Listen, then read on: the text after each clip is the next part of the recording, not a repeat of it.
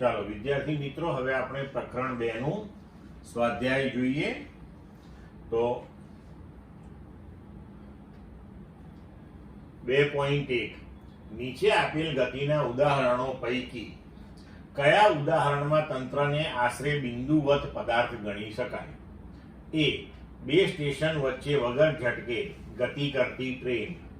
બી, સરળતાથી કોઈ વર્તુળ માર્ગ પર સાયકલ ચલાવતી વ્યક્તિના માથા પર બેઠેલ કોઈ વાંદરો. સી, જમીન પર અથડાઈને તીવ્ર વળાંક લેતો સ્પિન થતો ક્રિકેટનો દડો. ડી, ટેબલની કિનારી પરથી ખસીને પડતું બીકર. તો હવે અહીંયા આગળ આપણે સરખામણી કરવી પડશે.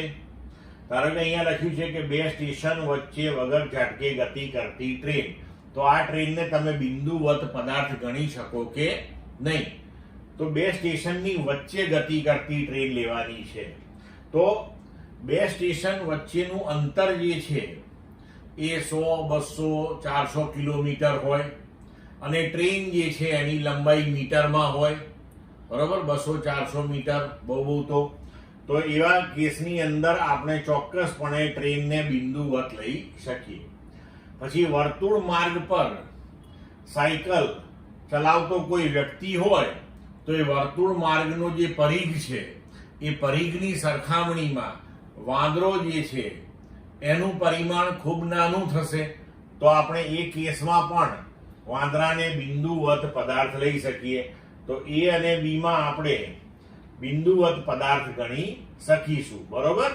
હવે સી અને ડી, તો જમીન પર અથડાઈને તીવ્ર વળાંક લેતો સ્પિન થતો ક્રિકેટનો દડો. તો જમીન પર અથડાઈ ગયા પછી, તો જમીન પર અથડાય ત્યારે વિકેટની લગભગ નજીક હોય.